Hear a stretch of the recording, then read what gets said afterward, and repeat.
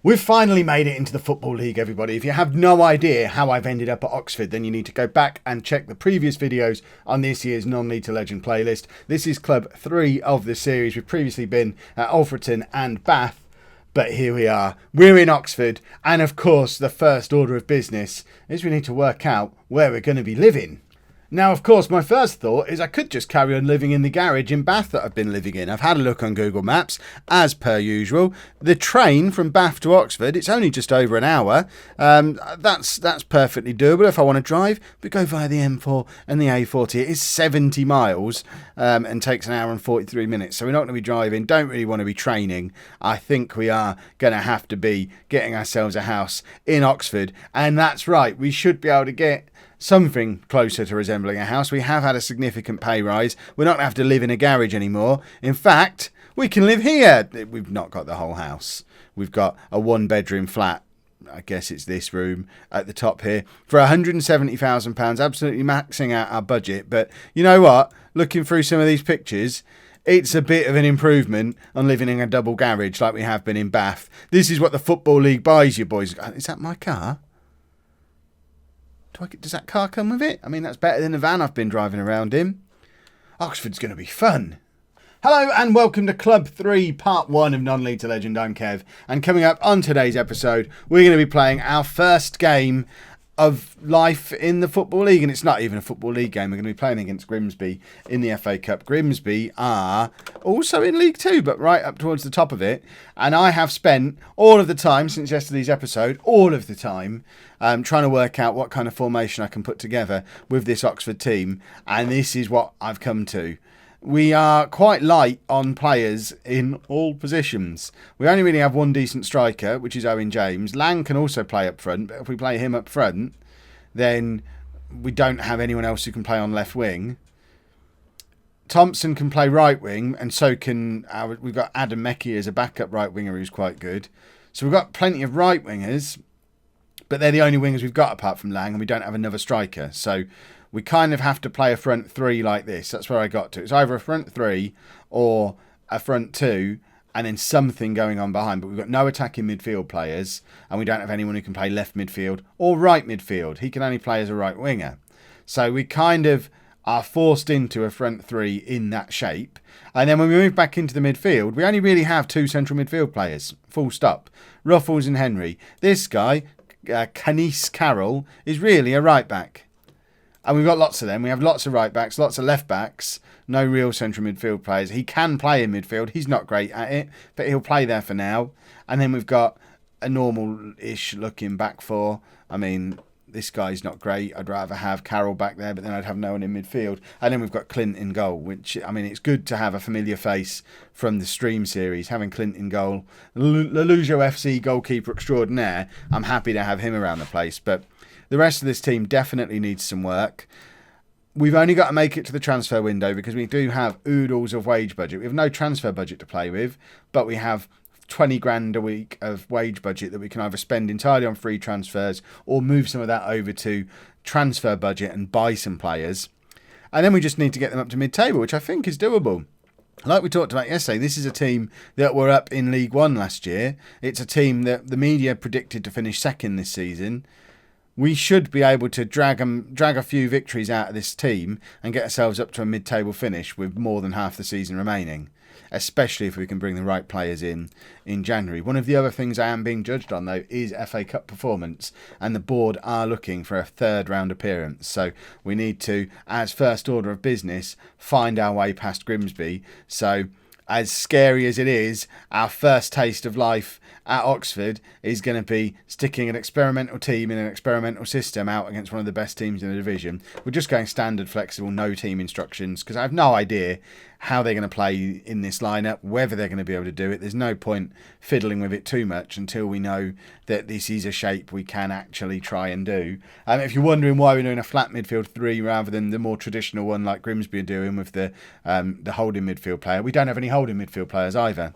It just seems midfield in general is a very, very neglected part of the squad.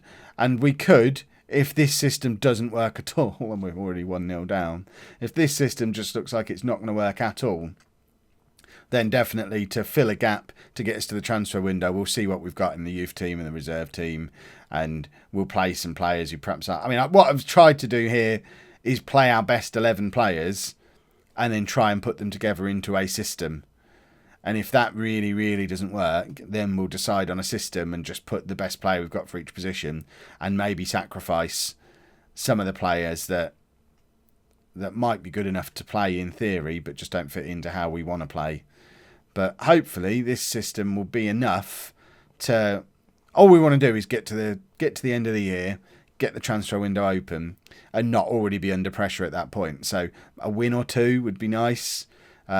Just not getting thumped every week would be fine for now, until we can bring some players in.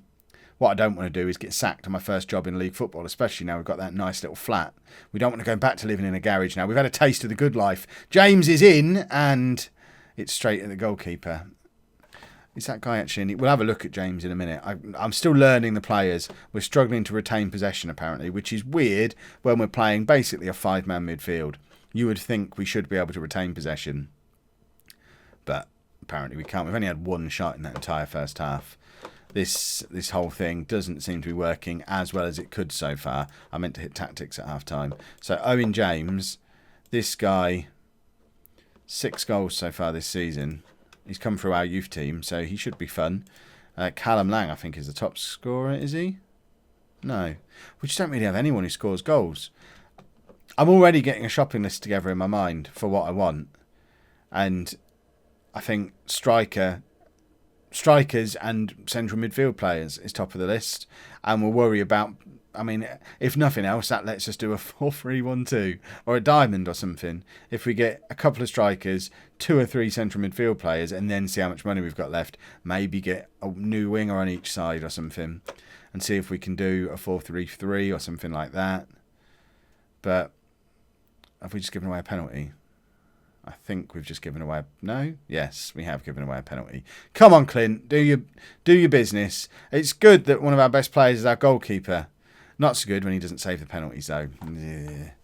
We have had 2 shots on target. Now, 2 clear-cut chances as well. So, if we're looking at it, judging it by the Chapman system, I think both teams have had 2 clear-cut chances. So, we're actually not doing desperately poorly. We're just not really creating much at all going forward. So, I think we probably need someone who's going to burst through from this midfield 3, or someone to get in there and support James, because we're not getting much going on up front at all. I haven't really looked at much in the way of these backup players, backup players apparently. So Kane Diedrich Roberts has never scored a goal, and he's going to be our lone striker.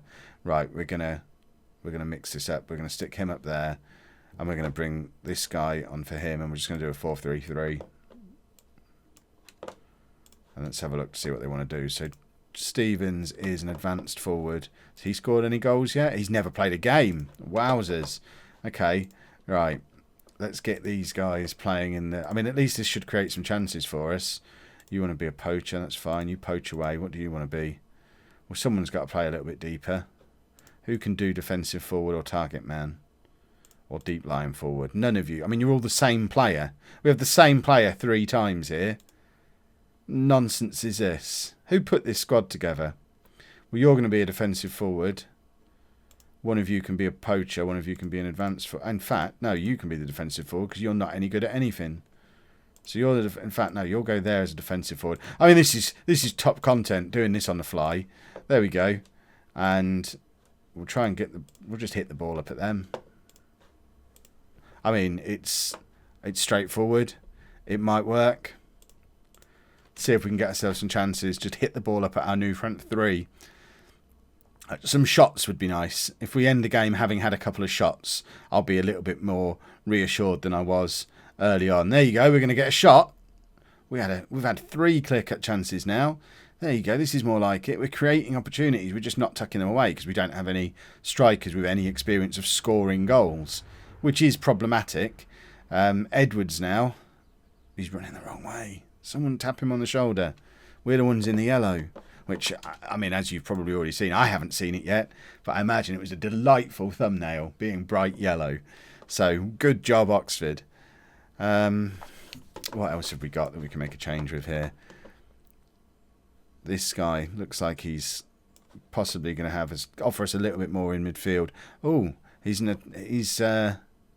mean, we've got a lot of potential. Let's stick him in behind there. Let's do this. There you go. That looks like a Kev tactic straight away. What's the worst that could happen with that? Please, can we score a goal?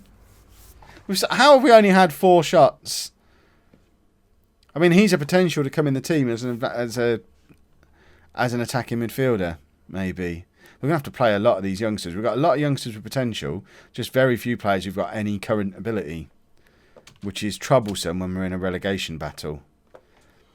But that is a job for another day. That wasn't a successful day. There is work to do, and that work will come tomorrow.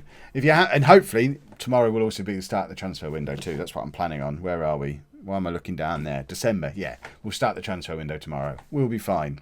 If you have enjoyed today's episode, please leave a nice big thumbs up on there for me. Subscribe to the channel for daily Football Manager videos. And thank you very much for watching.